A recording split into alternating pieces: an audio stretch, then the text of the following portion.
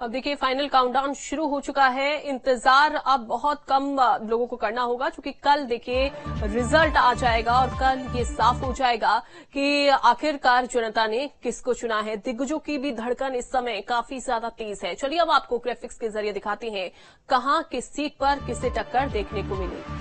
तो देखिए आपको बता दें, ये बालाघाट में जहां भारती पार्थी बीजेपी की तरफ से थी और सम्राट सारस्वत कांग्रेस की तरफ से चुनावी मैदान में दोनों के बीच में ही मुकाबला।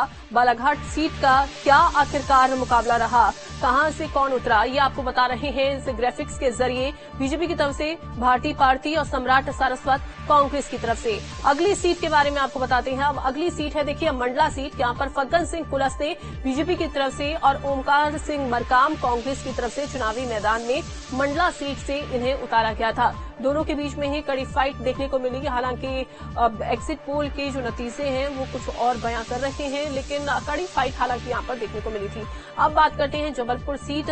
आशीष दुबे बीजेपी की तरफ से यहां पर चुनावी मैदान में उतारे गए। इसके अलावा दिनेश यादव को कांग्रेस की तरफ से चुनावी मैदान में उतारा गया। चलिए अब अगली सीट लेकर आइए। अगली सीट के बारे में आपको बताएंगे। अभी जबलपुर के बारे में बताया। अब शहडोल सीट भी देखिए हिमाद्री सिंह यहां पर महिला चेहरे पर दाव खेला बीजेपी ने और फुंदेलाल मार्को कांग्रेस की तरफ से चुनावी मैदान में यहां से इन्हें उतारा गया। अगली सीट अब देखते हैं। अगली सीट है सीधी।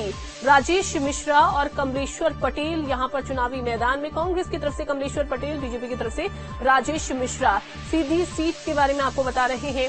अगली सीट के बारे में बताते हैं। अब अगली सीट देखिए, अगली सीट आ रही है छिंदवाड़ा सीट। काफी अहम, काफी इंपॉर्टेंट, काफी वीआईपी ये सीट, चूंकि ये एक ही मात्र ऐसी सीट है जो कि कांग्रेस के पास है। विवेक बंटी साहू को यहां पर बीजेपी की तरफ से उतारा गया। नकुल नाथ यहां पर ऑलरेडी सांसद थे और उन्हीं को चुनावी मैदान में उतारा गया कांग्रेस की तरफ से।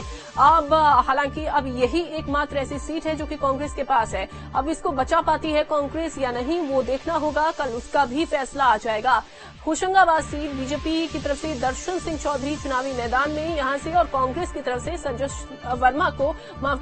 शर्मा को चुनावी मैदान में उतारा गया। होशंगाबाद सीट के बारे में आपको बता रहे हैं। अगली सीट आती है खजुराहो की सीट। वीडी शर्मा बीजेपी की तरफ से चुनावी मैदान में। आरबी प्रजापति यहां पर चुनावी मैदान में फॉर ब्लॉक की तरफ से उतारे गए। अब देखिए वीडी शर्मा, हालांकि काफी बड़ा ये नाम राजनीति में मुकाबला, हालांकि यहां पर एक तरफा जरूर देखने को मिला, लेकिन कई बार मुकाबले पलट भी जाते हैं, कई बार रिजल्ट भी पलट जाता है, लेकिन वो देखना होगा जनता ने आखिरकार किसको चुना है। खजुराहो सीट काफी हाई प्रोफाइल ये सीट। अगली सीट लाइए, अगली सीट देखते हैं। अब सतना सीट है अगली सीट। देखिए बीजेपी की तरफ से गणेश सिंह यहां पर चुनावी मैदान में। सिद्धार्थ कुशवाहा कांग्रेस की तरफ से चुनावी मैदान में यहां पर उतारे गए। ये सतना सीट के बारे में आपको बता रहे हैं। बीजेपी और कांग्रेस के बीच में यहां पर मुकाबला पूरी तरीके से देखने को मिला। गणेश सिंह, सिद्धार्थ कुशवाहा के बीच में मुकाबला यहां पर रहा।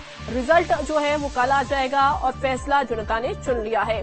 रीवा सीट जनार्दन मिश्रा बीजेपी की तरफ से, नीलम मिश्रा कांग्रेस की तरफ से। महिला चेहरे पर कांग्रेस ने दाव खेला और मुकाबला हालांकि यहां पर जो कड़ा देखने को मिला, कैसा मुकाबला, जनता हालांकि चुन चुकी है। किसको जनता ने चुना है, जनार्दन मिश्रा को या फिर नीलम मिश्रा को चुनावी मैदान में उतारा जो कांग्रेस की तरफ से उनको चुना है, किसको चुना है उसका फैसला कल आएगा। अगली सीट लेकर आइए। अगली सीट है अब दमोह सीट। देखिए राहुल लोधी और तरवर सिंह लोधी के बीच में, लोधी के बीच में ये मुकाबला सीधा देखने को मिला था।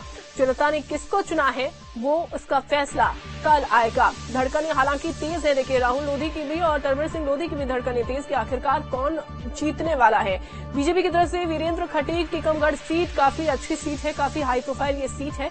पंकज अहिरवार यहां पर चुनावी मैदान में कांग्रेस की तरफ से उतारे गए। वीरेंद्र खटीक बीजेपी की तरफ से चुनावी मैदान में उतारे गए। ये टीकमगढ़ सीट के बारे में आपको बता रहे हैं। अब अगली सीट आइए। अगली सीट देखते हैं हम, मुरैना की सीट है। देखिए शिव मंगल सिंह तोमर यहां पर बीजेपी की तरफ से चुनावी मैदान में। सत्यपाल सिंह सिकरवार जो है वो कांग्रेस की तरफ से चुनावी मैदान में यहां पर उतारे गए। मुरैना सीट के बारे में आपको बता रहे हैं। अगली सीट लेकर आइए। अगली सीट के बारे में बताएंगे, क्योंकि हम सीट वाइज आपको बता रहे हैं किस सीट पर कौन चुनावी मैदान में उतरा। पूरी की पूरी 29 सीटों के बारे में आपको बताएंगे ग्राफिक्स के माध्यम से। बीजेपी की तरफ से संध्या राय को चुनावी मैदान में उतारा। फूल सिंह बरैया जो कि कांग्रेस की तरफ से चुनावी मैदान में उतारे गए।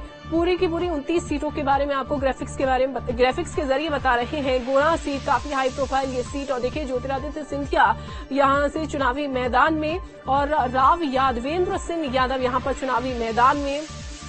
जनता हालांकि किसको चुनती है वो देखना होगा, लेकिन पलड़ा भारी हालांकि जिस तरीके से जो बता रहे हैं नतीजे जो एग्जिट पोल के आए उसमें ज्योतिरादित्य सिंधिया का रह सकता है, लेकिन अब देखना होगा कि आखिरकार जनता ने किसको चुना। बीजेपी की तरफ से भारत सिंह कुशवाहा और प्रवीण पाठक ग्वालियर में चुनावी मैदान में कांग्रेस की तरफ से उतारे गए।